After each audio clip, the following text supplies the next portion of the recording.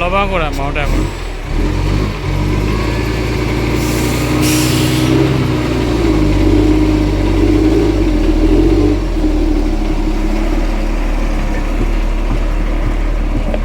စိတ်မြန်ကုန်တယ်နင်းတဲလို့မရဘူးနင်းတဲမတက်ဘူး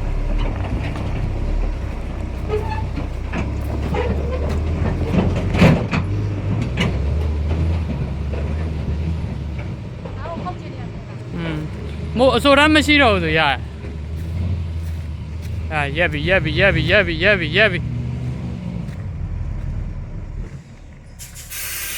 က်ပါပြီနောက်ပြန်လိုက်